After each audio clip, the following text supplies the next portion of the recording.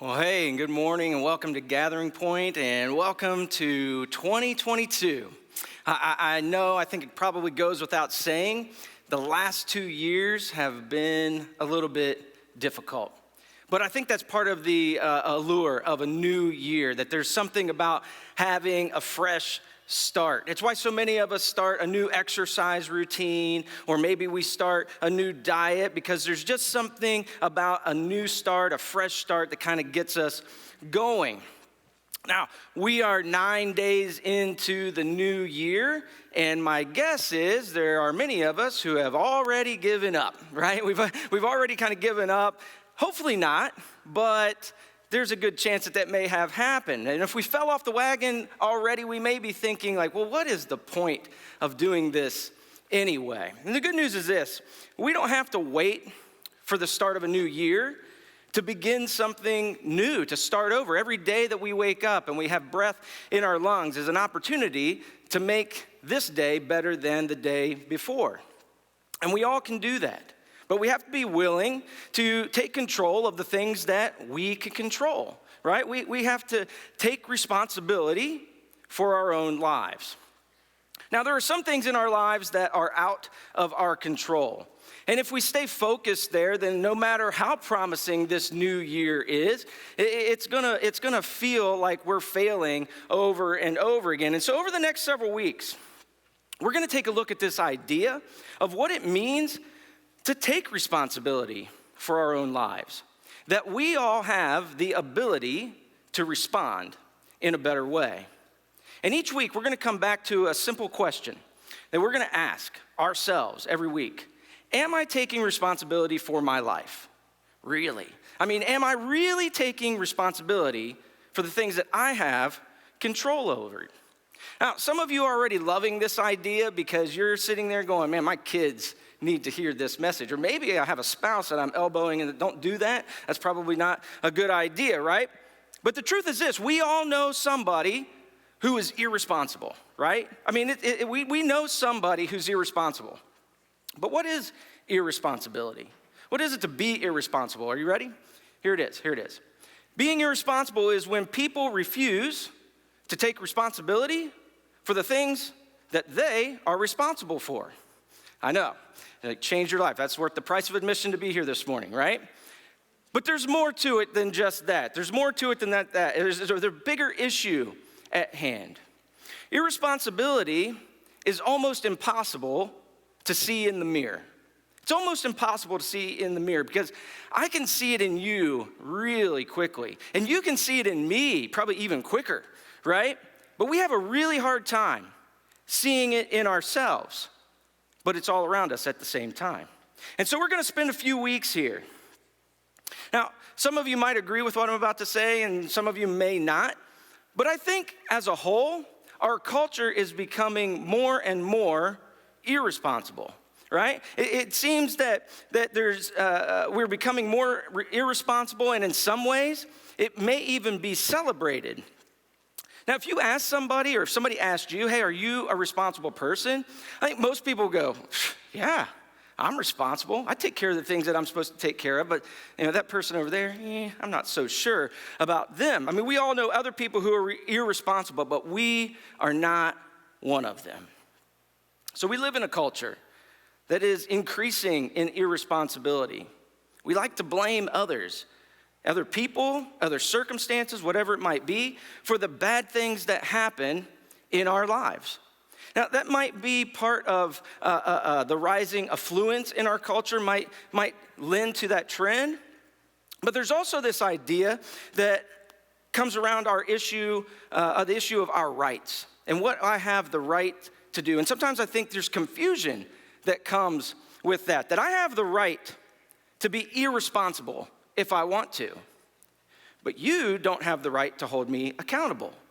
I can be as irresponsible as I want to. I can do whatever I want to do. I can say whatever I want to say. I can act however I want to act. And at the same time, you're responsible to clean up any mess that I leave because of my irresponsibility. If I'm irresponsible, you're responsible to foot the bill for my irresponsibility. Doesn't that sound like a lot of fun? My rights give me the opportunity to act irresponsibly. but you don't have the right to hold me accountable. Seems to be the culture that we live in. We also need to understand that irresponsibility is contagious. It's contagious, especially when we see people getting away with being irresponsible, enjoying the rewards of being irresponsible. I mean, we see this come to play in our children's lives all the time, don't we? Right? Well, my friend, they didn't do their homework and they still got a good grade. Well, they didn't have to clean up their room and they still got to hang out with their friends, right? I mean, why should we work extra hard? Why should we pay our own way? Why should we clean up our own messes when we see other people who have found a way around irresponsibility and being rewarded for their irresponsibility? And so it always comes back to this. What is rewarded is repeated. That's just the nature of the way the world works, right? I mean, if I want my 2-year-old to do something, I want to encourage him to continue the same behavior, I reward that behavior. Sometimes I slide him a little Hershey kiss. I probably shouldn't do that, but, it encourages him to keep doing the things that I want him to do. It's not a novel concept, but it's the nature of the world. And so in the world in which we live, and our families, and a business that we may run, right? When irresponsibility is rewarded, that is what gets repeated. It's one of the reasons I think that if you're a parent of a teenager, you're so concerned about who your kids spend time with. Because you've seen irresponsibility rub off on your kid, or you've seen it rub off on somebody else's child. Or maybe you can look back on your own life and think about some things that came and played out in your youth, and you don't want to see the same things happen that happened to you happen to your child. And then I think there's one more thing about irresponsibility, and it's not really a secret, but I think we need to take a look at it just the same, and it's this, is that irresponsibility creates conflict. It creates conflict. I want you to think back in your life when you had to do a group project, whether that be at work, or maybe you have to think all the way back to when you were in college or in high school. And if you were the smart student, like you were the one who was responsible, you hated group projects, right? You hated them. But if you were the slacker, you loved group projects, right? You loved group projects because you knew you weren't going to have to work quite as hard. You weren't going to have to do quite as much as the other person. There was no way that the responsible person in your group was going to let their teacher or their boss look like they were irresponsible or fail in any way, shape, or form. And so it would create this conflict that would happen between each other. And sometimes it would come to a confrontation, but at the very least, there were ill feelings towards the person who wasn't upholding their end of the deal. And many times, it meant that you or your kid ended up doing way more work than what they should have because somebody else was shirking their responsibility. And so that's the secret of irresponsibility that no one really wants to talk about. It's not neutral. It's not individual. Someone always has to clean up the mess. Someone always has to come behind the person who is being irresponsible. And that makes it a big deal. And it's why we're talking about it today, because it's not just about me. It's about a community. It's about family. It affects all of us. And we have a big problem.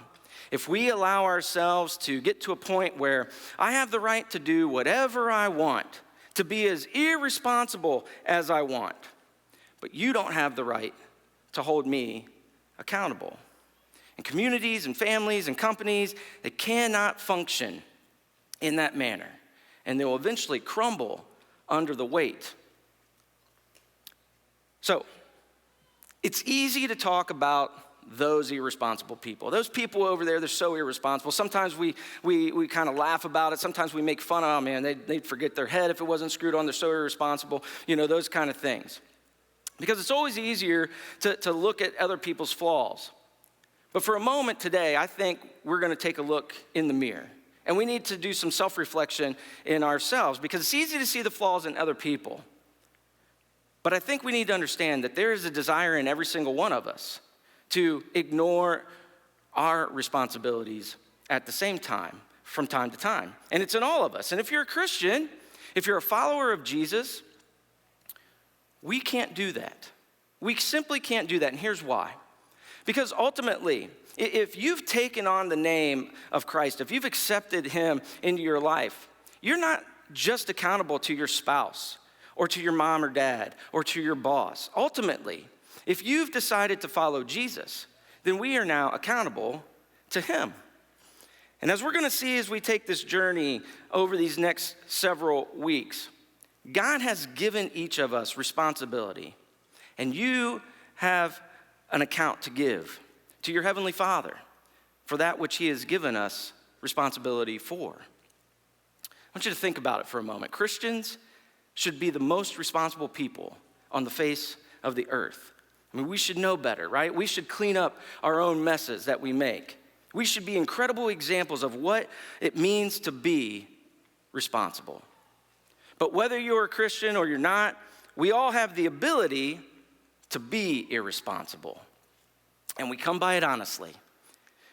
We're going to talk about a story about where irresponsibility began. And I think it's a familiar story. I think most people would know about this story. It's found at the very beginning of the Bible, Genesis chapter 1. And it's the story about how irresponsibility was introduced to the human race. And I know that this story is familiar for most people, but we're going to look at it through a little bit different lens today, through the lens of irresponsibility. So we're going to be in Genesis chapter 1 and verse 27, and this is after most things have already been created. And by the way, before we start, I just want to say, I know that when it comes to the story and the account of creation, I know that there are several schools of thought that come to mind. Some people read the account of creation in Genesis and they look at it and say it's a myth. Some people say and look at it as an analogy. Some people look at it as historical fact. And I believe there's room for different thoughts of how God chose to create. But for our purposes, I want us to understand that the Gospel of Luke traces Jesus' genealogy all the way back to Genesis, all the way back to Adam and Eve. And so if Jesus thought that that Adam and Eve were historical figures and had a historical view, and even in Matthew chapter 19, Jesus uses Adam and Eve as an example for the sanctity of marriage. If he is able to look at that as an historical view, then we're going to look at that as an historical view for our purposes today as well. So I want you to check this out. Genesis chapter 1, verse 27, and it says this: So God created human beings in his own image. In the image of God, he created them. Male and female, he created them. And then I want you to check this out. Before God establishes the rules, God gives responsibilities. Before he gives the laws, before the 10 Commandments come about, he gives Adam and Eve responsibilities. Before there's ever sin in the world, God gives responsibilities. And verse 28 goes on and says, God blessed them and said to them, be fruitful and increase in number. In other words, go have some babies. Go have some babies. But don't we need some laws? What about the 10 Commandments? Don't worry about that right now. Here's what you're supposed to do. And he goes on. He says, fill the earth and subdue it. Rule over the fish in the sea and the birds in the sky and every living creature that moves on the ground. God tells them the earth is yours. Take good care of it. This is your responsibility. Take good care of what I've given you. And then verse 29, then God said, I give you every seed-bearing plant on the face of the whole earth, and every tree that has fruit and seed in it, they will be yours for food. No 10 Commandments yet. Just one rule. Stay away from that one tree, and lots of responsibility. Just one rule and lots of responsibility.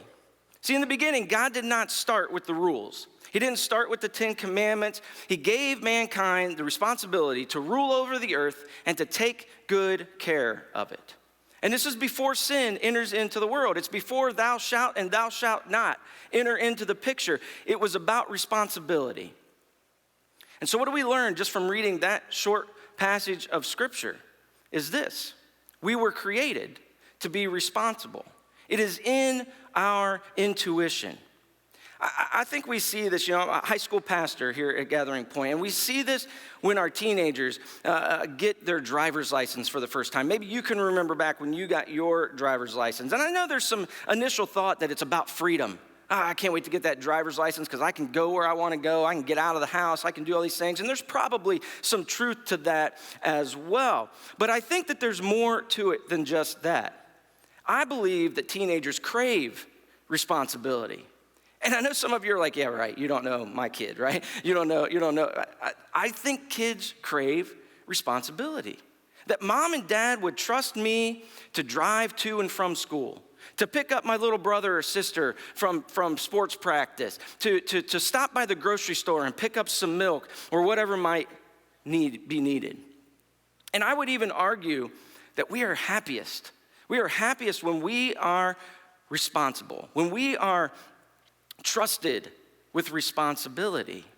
We're most fulfilled when there is something that we are responsible for and that we're doing a good job with it. It's at the core of who we are because we were made in the image of God, and it's a story that we just read about in Genesis.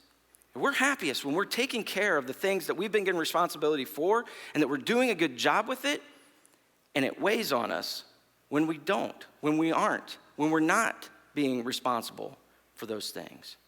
You and I were designed to be responsible. Back to the story in Genesis, and things go a little bit sideways, and you know maybe how that story plays out, that sin comes into the equation. Adam and Eve break the one rule that they had. And I think it's important here that we don't finger point, guys, right? Eve gets a bad rap. Eve, she gave in, right? But we need to understand, as we're going to find out, Adam was right there with her. So they disobey God, they sin, they realize that they're naked, and they decide to go and hide. And God holds them accountable. And there's this conversation that takes place that really sets the tone as we go forward. So I want you to check out what happens in verse 3 here, in chapter 3, starting in verse 8. So then the man and his wife heard the sound of the Lord as he was walking in the garden in the cool of the day. And they hid from the Lord God among the trees of the garden. And that kind of feels like a dumb thing to do, right? I mean, we're Adam and Eve, like they're going to hide from God. But what do we do when we sin? We do some dumb things as well, right? We try to hide from God. We try to hide from those loved ones around close to us. Going on. But the Lord called to the man, "Where are you?" Now, God knew where Adam was, but he's giving him an opportunity here. And he answered, "I heard you in the garden, and I was afraid because I was naked, so I hid." And he said, "Who told you that you were naked? Have you eaten from the tree I commanded you not to eat from?" In other words, God's saying, I'm holding you accountable, Adam. I'm holding you accountable. I gave you big responsibilities. You had just one rule. See, in a culture where everyone takes responsibility for the things that they are responsible for, we don't need a lot of rules. There was just one rule. And God said to Adam, "Have you eaten from the tree that I told you not to eat from?" And Adam said, "Yeah, I did. I was dumb. I shouldn't have done that. Do with me as you will, but leave Eve out of this. She's innocent." We know, actually, that's not what Adam said at all, right? What's he actually say? Verse 12, the world might be a different place if Adam had said that, but instead he says this. He says, the man, Adam, he said, "The woman that you put here with me, she gave me some fruit to eat from the tree, and I ate it. I didn't ask for a woman. Everything was fine when it was just me and you, God, and the animals here. You put her here, and look at the mess and the chaos that she has caused. I can't believe it. So really, this isn't my fault. This is your fault. And it's her fault. And so you guys can figure it out, but leave me out of this because I didn't ask for any of it. She gave me some fruit of the tree, and I ate it, but ultimately, I'm not responsible. At least I'm not willing to take responsibility." And then moving on to verse 13, then the Lord said to the woman, "What is this you've done?" And the woman said, "The serpent deceived me, and I ate. It's not my fault either. It was his fault." And the serpent says, "Yeah, whatever, I'll take responsibility. That was my plan all along anyway." And we're introduced to this principle that irresponsibility always creates conflict. Irresponsibility leads to blame, and that always leads to conflict, because when there's blame, there's often shame, and when there's blame, there's often guilt that's associated with it. And I think that it's amazing sometimes when we think about it, that when someone steps up and takes responsibility and says, "Hey, it may not be my fault, but I'm going to take responsibility," it eases some of the burden that we feel. It's my family, it's my team, it's my unit. I may not be at fault, but I'm responsible. But the minute someone starts to shift blame and starts to finger point, and it's somebody else's fault, it creates conflict. And if you stop and think about it right now, much of the conflict that happens in our families, that happens in our workplaces and different things like that, can be traced back to irresponsibility, that somebody was not being responsible for the things that we are responsible for. But it goes even a little bit deeper than that. Because being irresponsible doesn't just create conflict between you and me. It creates conflict within ourselves as well. See, I may be able to convince you that I'm not to blame. I may be able to pull the wool over your eyes, and you may not know any different. But when I look in the mirror, I know. When you look in the mirror, you know. And we won't ever be able to fully convince ourselves, because we know what's going on. And there's a weight and a guilt that we carry with us into every relationship and every environment that we have. And we may have even gotten pretty good at hiding the shame and the guilt that we feel, but we know deep down that there is no peace when we are ignoring our responsibilities. There is no peace. Even if we've blamed our way out of all the consequences, there's still an internal conflict that is raging. Because God created us to be responsible. He created us to be responsible, and we'll be happiest and most fulfilled, and we might even see our path to God clearer when we're living that out in our lives.